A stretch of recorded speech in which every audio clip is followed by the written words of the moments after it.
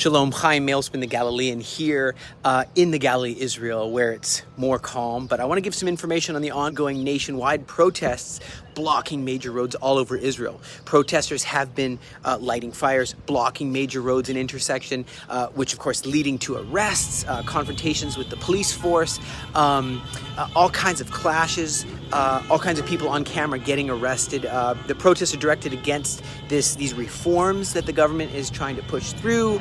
The legislature is trying to push through these reforms, and also there's protests against Histadrut Union, the People's Labor Union, for not joining the demonstrations against these reforms. And so I just wanted to say that specific areas where we see major blockages of roads is the Rishonim Junction, Tel Aviv to Jerusalem Road, Route 1, all blocked. Modi'in to Jerusalem, Route 443, blocked. Ayalon Highway in Tel Aviv. I mean, they're trying to get water cannons to remove some of these people. Herzliya Junction, Karakal Junction near Hadera, all over. Of course, the MADA, the ambulance of Israel, is trying to beg that protesters would clear enough space just to get injured people to hospitals and move aside, at least leave the sides of the road in case of emergencies, and people could die. Various politicians are expressing their views on the protests and the proposed judicial reform.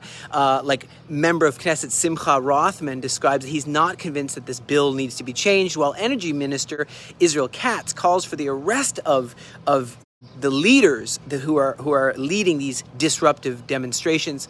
Yoav Kish, education minister, he says that the protests are an attempt to intimidate elected officials. Yesh Atid and member of Knesset Orna Bivai defends the demonstrators, while the national camp leader Benny Gantz expresses trust in the police and allows that they should allow the protesters to take place as long as that's what their right is, being in a democratic country. So, the whole thing about this judicial reform passed its plenum vote, which prevents Supreme Court justices from overruling legislative decisions made by the ministers of Knesset. The bill is known as the Reasonableness Bill, and it amends the basic law for the judiciary. Like they can't really say no to a law that is passed in the legislative part of the government.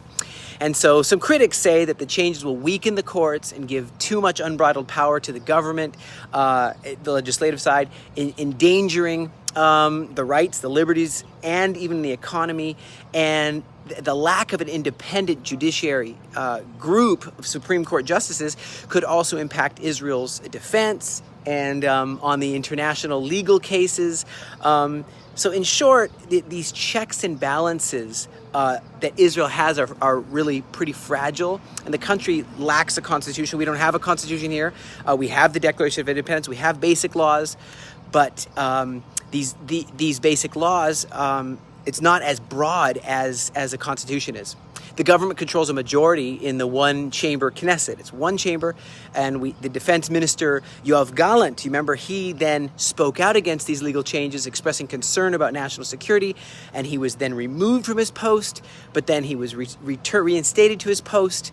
The police chief of Tel Aviv has resigned, saying that, the minister of security, Itamar Ben-Gvir, and they're at odds. Whew. I just wanted to give a brief update that it's unlikely for the government to withdraw this bill, this reasonableness bill, despite growing calls to do so. This has been going on for a long, long time, and it doesn't show any signs of changing really quickly. Prime Minister Netanyahu argues that legislation balances and diversifies the court without taking control of the court. And critics suspect that Netanyahu wants to leverage these judicial reforms to freeze or void his own trial. Some nationalist allies, might seek to weaken the Supreme Court to expand maybe some of the Yeshuvim in Judea and Samaria.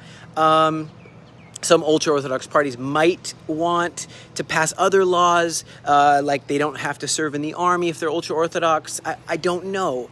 But the thing is we are in like this stalemate, this We are in an impasse right now, and but the ratification of the final changes is the goal of Netanyahu's government, and that's the best update I can give. Very brief, but I want you to know that we have to hold on to hope, because has God not sustained this country all this time? Has God not taken care of us all this time? Will God not continue to take care of us? We have hope in his love for his land, God's love for his land. We have hope that, no, it's not all going to, the country's not going to be over, and countries go through struggles.